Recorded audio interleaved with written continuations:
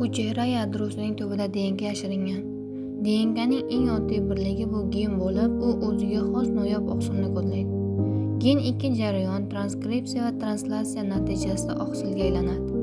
Transkripsiya bu oqsil hosil bo'lishining birinchi bosqichi. Bu bosqichda gen o'qiladi va uning nusxasi matritsali RNK ko'rinishida yaratiladi. U kelajakdagi oqsil quriladigan tizmaga o'xshaydi. DNK ikki zanjirdan iborat bo'lib, ular qo'sh spiral shaklida o'ralgan. Har bir zanjir 4 ta turdagi nukleidlardan tashkil topgan. Ular harflar yoki juda kichik qurilish bloklariga o'xshaydi.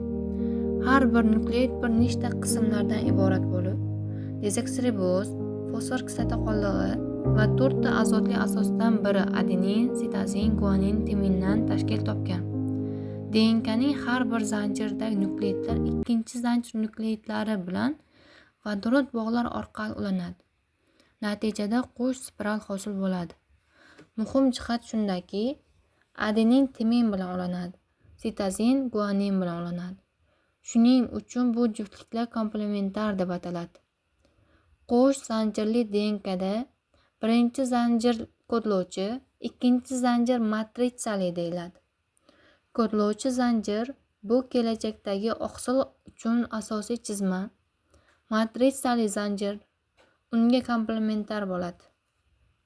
Har bir zanjir o'z yo'nalishiga ega. Kodlovchi zanjir 5-1 dan 3-1 ga, matritsali zanjir esa 3-1 dan 5-1 ga yo'naladi. Masalan 5-1 adenin adenin timin sitozin sitozin adenin guanin timin adenin 3-1 dan, matritsali 3-1 timin timin adenin guanin sitozin guanin timin sitozin adenin 5-1 gacha. Transkripsiya jarayoni. Jarayon DNKning ochilishi desplinizatsiya bilan boshlanadi, ya'ni kerakli gen o'qilishi uchun ochiladi. Boshlanish nuqtasi promotor orqali aniqlanadi.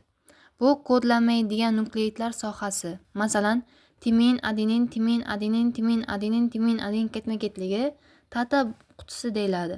Fermentlar va oqsillar yig'ilib, preinitatsiya kompleksini hosil qiladi.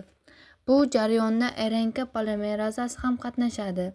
Keyin elongatsiya jarayoni boshlanadi. RNK polimeraza DNK zanjirini ochadi va 14 juft nukleid oralig'ida vodorod bog'larini uzadi. Hosil bo'lgan ochiq joy transkripsion pufak deb ataladi. RNK polimeraza matritsali zanjir bo'ylab harakatlanadi va mRNK hosil qiladi. U go'yo uning oynadagi aksidek.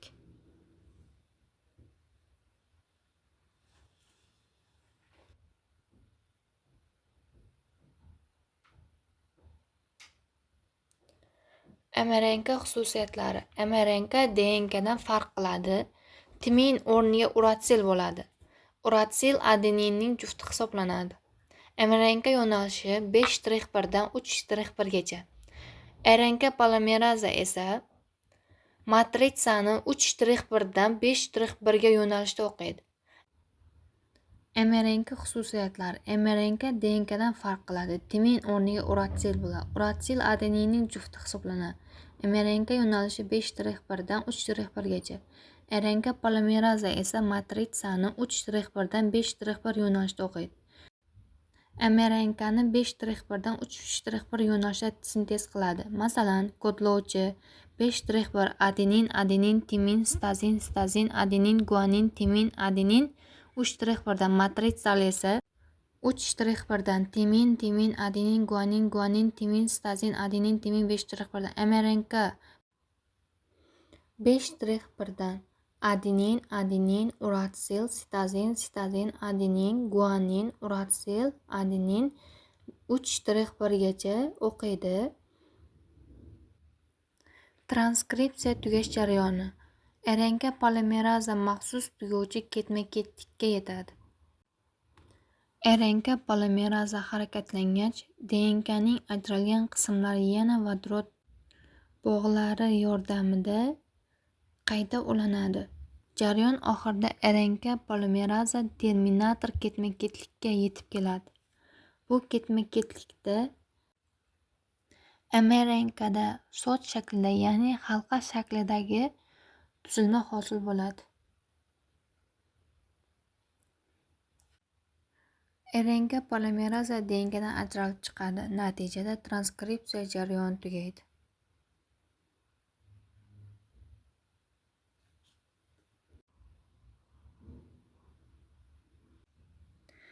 mRNK modifikatsiyasi. mRNK hali tayyor emas, u qayta ishlanishi shart. 5-1 uchiga kepka 7 metil guanozin qo'shiladi. 3-1 uchiga poliadum qo'shiladi. Bu uni barqaror holatga keltiradi. mRNK ekzonlar, ya'ni kodlovchilar, intronlar kodlamaydigan qismlardan iborat. Spli kesomi intronlarni kesib tashlaydi. Natijada faqat ekzonlardan iborat tayyor mRNK hosil bo'ladi. U yadrodan chiqadi, ribosomaga ulanadi va oqsil sintezi boshlanadi. Natijada faqat ekzonlardan iborat kep va poliadomga ega bo'lgan yetuk mRNK hosil bo'ladi. Bu mRNK yadrosidan chiqib, sitoplazmadagi ribosoma bilan bog'lanadi va shu yerdagi oqsil sintezini amalga oshiradi. Xulosa qilib aytadigan bo'lsak, DNK genlardan iborat bo'lib, ular oqsillar uchun axborot saqlaydi. Transkripsiya jarayoni mRNK hosil bo'ladi. Promotor genning boshlanish qismi hisoblanadi. RNK polimeraza unga birikib, DNK matrisasi asosida mRNK sintez qiladi. Oxirida mRNK ajralib chiqadi va keyingi bosqichga o'tadi.